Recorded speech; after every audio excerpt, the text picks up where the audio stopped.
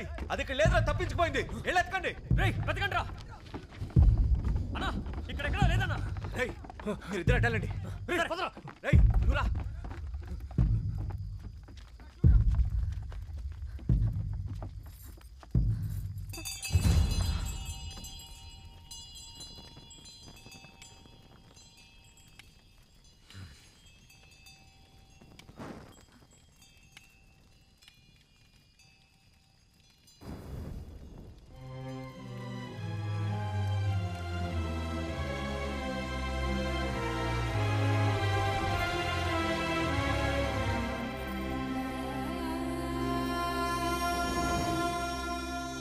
దీపం వెలిగించాల్సిన దేవఘట్టం అవి.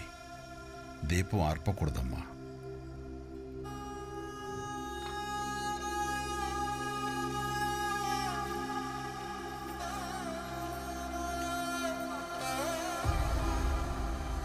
ఇక్కడే ఉందిరా. ఈరోజు చిక్కదేమో అని కంగారు పడ్డా. నువ్వెవరు? అసలు ఇక్కడేం పని? ఆ ప్రశ్న అడగాల్సింది నేను. ఇక్కడ మీరు చేయాల్సిన పనేంటి, చేస్తున్న పనేంటి? అసలు ఎవరు నువ్వు? పాఠాలు చెప్పే అలవాటు లేకపోయినా అందరూ ఎందుకో ఆచార్య అంటుంటారు. బహుశా గుణపాఠాలు చెప్తాననేమో. ఇక్కడేం చూడనట్టు వెళ్ళిపోతావా? మా చేతుల్లో అయిపోతావా? మనం వెళ్ళటానికి ఇంకా సమయం పడుతుందమ్మా. ఇప్పటికే నీకు ఆలస్యమైంది. పాదఘట్టంలో పూజ చేసి దీపం వెలిగిస్తుంటావంట కదా, అలా కూర్చుని ఆ దేవతని పూజించుకుంటావా? నీకేం భయం లేదు, వెళ్ళమ్మా. దాని నోట్లోంచి అరుపులు వినబడాలి కానీ పూజలు చెప్పాలేంట్రా? వెళ్ళి దాన్ని లాక్కురండి.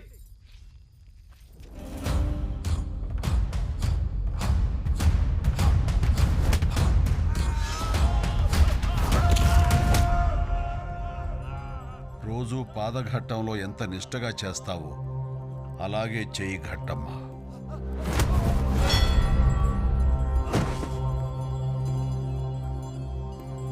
విశాలా విశ్వపోషణీ చ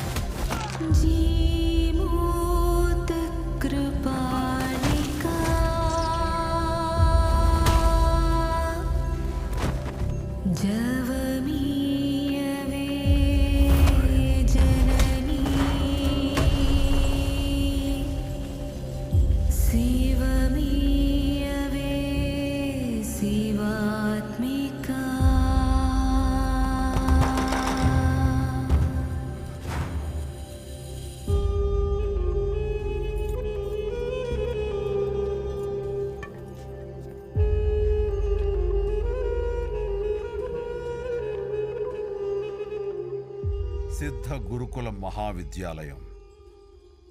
ఇక్కడ చదువుకున్న సిద్ధ గురించి నాకంటే మీ అందరికీ బాగా తెలుసుంటారు.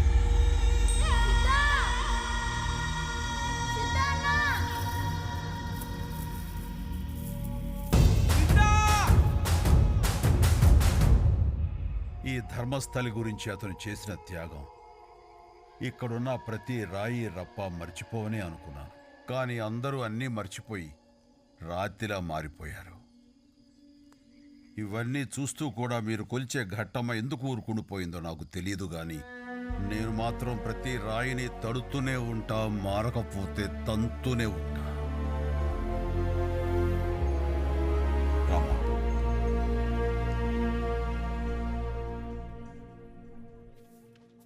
నాన్న ప్రస్తుతానికి ఎవరిదాన్ని వాడుకోమని చెప్పానుగా, వచ్చే నెలలో కొనిస్తాను, సరేనా?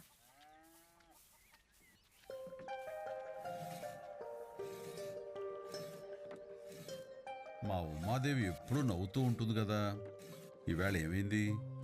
ఒక ఫ్లూట్ కొనిమ్మని అడుగుతున్నాను నాన్నని. ప్రతిసారి తర్వాత అంటున్నాడు. మా ఫ్రెండ్స్ అందరికీ ఉంది, నాకే.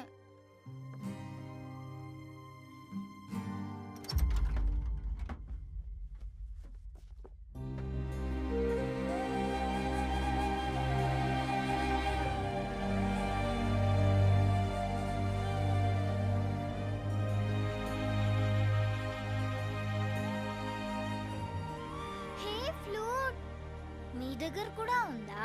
మీకు కూడా వచ్చా? ఆహా, ఇది నా ఫ్రెండ్ది. అతను గుర్తుగా నా దగ్గర ఉంచుకున్నాను. అవునా, అయితే వద్దు. ఆ, నువ్వు నా ఫ్రెండ్వే కదా, నువ్వు దీన్ని వాయిస్తుంటే నా ఫ్రెండ్ వాయించినట్లుగానే ఉంటుంది. అవునా?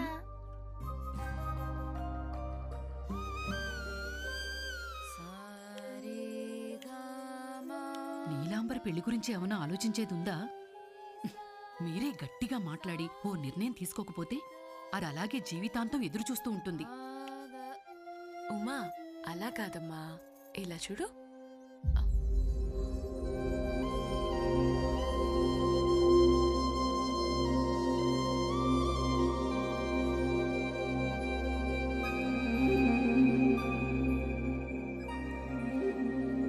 ఇది ఎక్కడిది ఉమా? ఎవరిచ్చారు నీకు? పక్కింటి ఫ్రెండ్ ఇచ్చారు.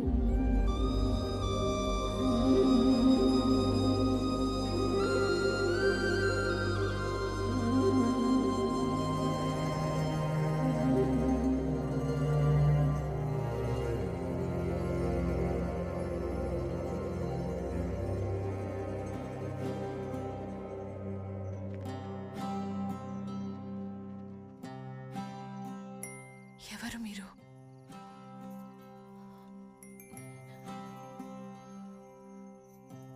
ఇది ఎక్కడిది మీకు? ఇదెవరిచ్చారో చెప్పండి. సిద్ధ. సిద్ధ తెలుసా మీకు?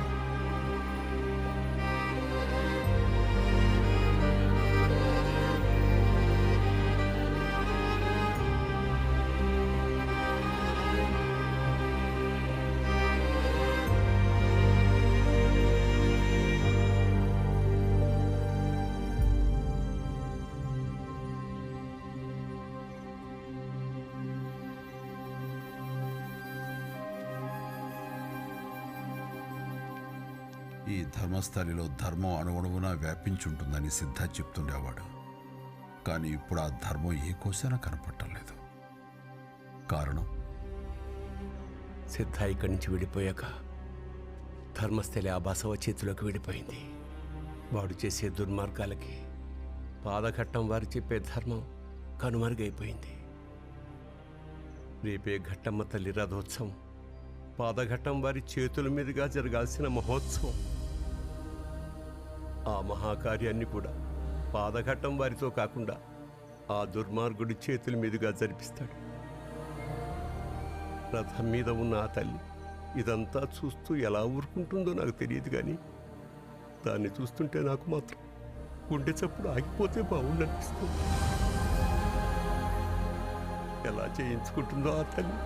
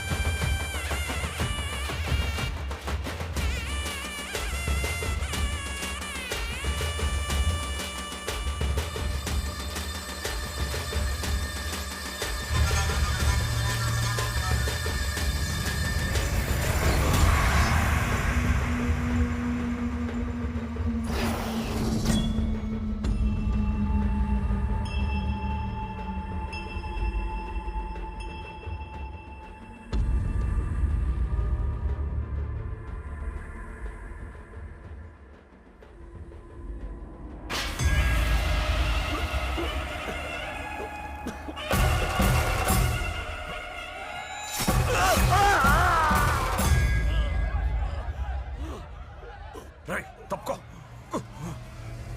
బావా.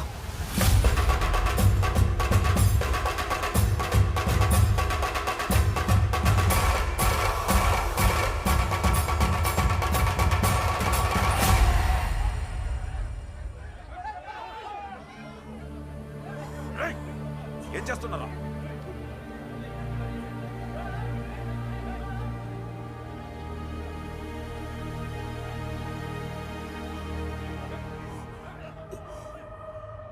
ముహూర్తం దాటిపోతోంది.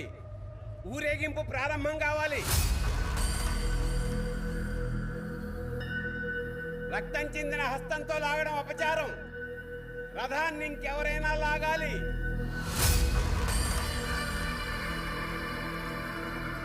అలవాటున్న పాదఘట్టం వారిని పిలవండి.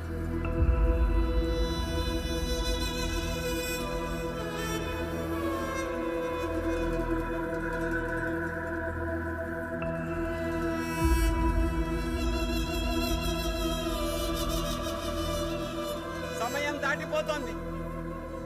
పాదఘట్టం వాళ్ళు రావాలి.